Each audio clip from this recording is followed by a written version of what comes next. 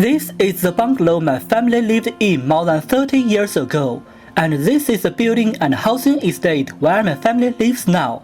In between, we also lived here, a very old but historically important housing estate in our city, a small city in China you've never heard of. Its name is Chifeng. So, today's story took place in an ordinary family in a small city, not in Shanghai or Beijing, the big cities most foreigners are familiar with. But the story is more common and perhaps more real for people in China. After all, most Chinese don't live in the super cities, and being ordinary is the way most people live. Okay, let's go back to 1990s, when we lived in a small town and my parents worked in a forestry station. My parents were content with their jobs, but to give my older brother and me a better education and ensure a brighter family future, they decided to move to the city. We couldn't afford a house in the city center, and China had not yet started its urbanization process at that time. So there were not many buildings, and the only choice was the bungalow you saw at the beginning of this video. It's located in the suburbs, near a large garbage pit, and several hundred meters from a river where I nearly drowned several years later. The garbage pit is worth mentioning. The relocation cost all the savings of my family, so we had no money. Then sometimes, my grandmother, my older brother and I wanted to pick things from the pit to sell for some pocket money. I still remember one time we collected a whole sack of plastics, but it's light and not worth much, so I told my grandmother to put a heavy stone in the middle of the sack and use plastics to cover it. Then we sold the sack of plastics for more than what it's worth. After I grew up, I know how immoral the behavior was, but then, I was just a child hoping to help my family. After we got the money, we could buy ice cream bars. Usually we just bought one. My older brother took several bites, I took several bites, and at last, my grandmother ate the remaining part. If we had money for more than one, then we shared with my parents, but they each usually just took one bite. We also always shared other food. Maybe that's why I don't care much about my own interest after I grew up. As I said, we moved house partially for the better education of my brother and me, and my brother really did a great job. He always got top grades and was admitted to the best high school in our city.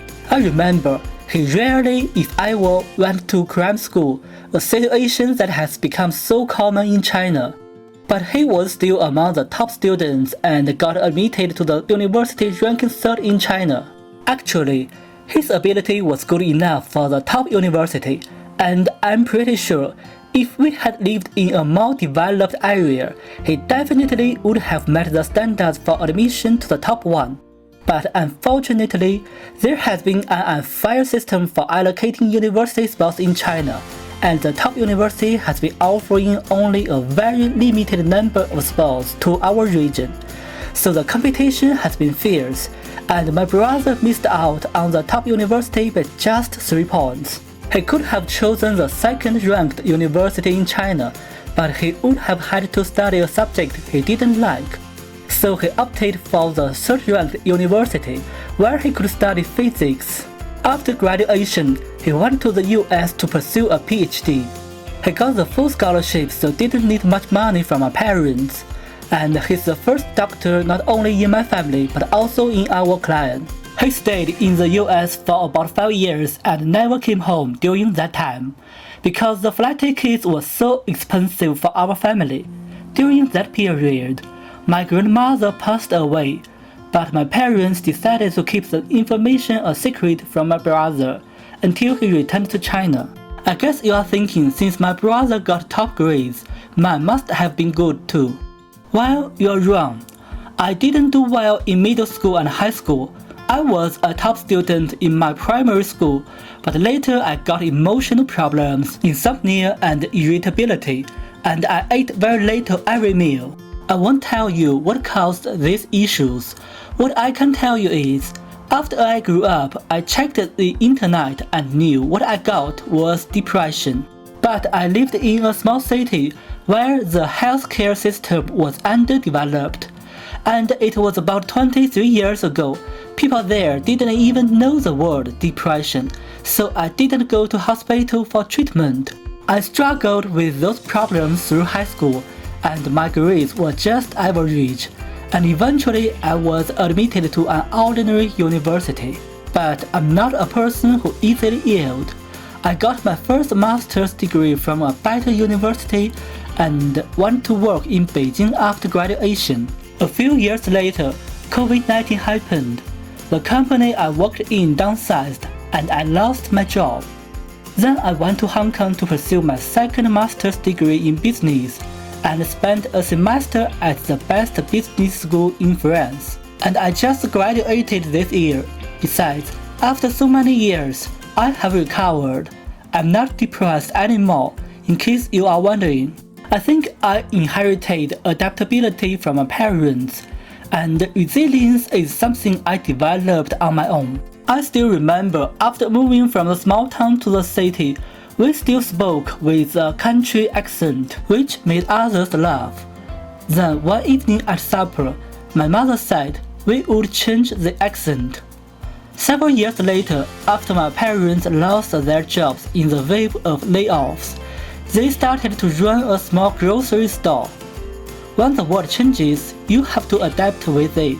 As for me, I have never lived a successful life, but I still have a very ambitious goal and have no intention of giving it up. So I must stay resilient, because there's no second choice. Okay, let's go back to talking about where we've lived and where we live now. We lived in the bungalow for several years. Then China started the process of urbanization, so we moved to the old building you saw. That housing estate is quite big. There are about 5,000 people living there even now. Later, my parents sold the apartment there and bought the new one in this building. These things happened during China's period of rapid economic growth. But now the economy is slowing down, and real estate prices are also falling. Some families became very rich during urbanization, a period when China was rapidly expanding its cities and many people moved from rural areas to urban centers. My family has indeed improved our living conditions, but we are still just an ordinary family like many other Chinese families. Well, that's all for today's story, but my story is far from over. I'm Boyang. You can also call me Brian. I plan to create more videos introducing Chinese food, culture, scenery, cities, and my life and thoughts. If you are interested, don't forget to subscribe.